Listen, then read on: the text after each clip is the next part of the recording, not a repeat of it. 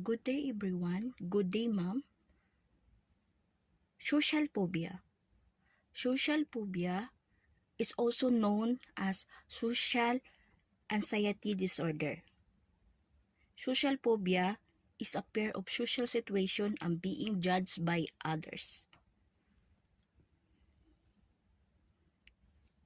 Ang social phobia ay kapag ang isang tao ay sobrang kinakabahan o natatakot sa mga social na situation, tulad ng pagsasalita sa klase o pakikipag-usap sa ibang tao dahil takot siyang mapahiya o husgahan. Signs you have social anxiety.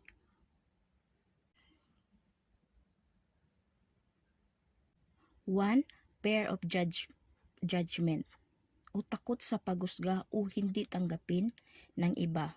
Ang solusyon nito ay magtiwala sa sarili at huwag masyadong alintana ang opinion ng iba.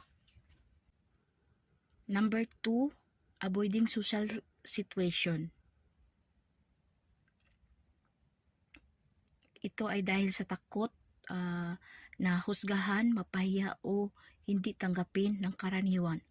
Itong bahagi ng social anxiety o matinding kaba sa pakikipag-ugnayan. Bakit ito nangyari?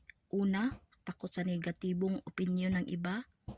Number 2, mababang tiwala sa sarili.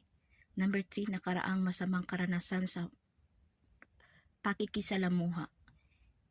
Epekto ng buhay na nawala ng pagkataon na makipagkaibigan o makibahagi sa grupo, nakadarama ng lungkot o pag-iisa, nahihirapan magpahayag ng opinyon o damdamin.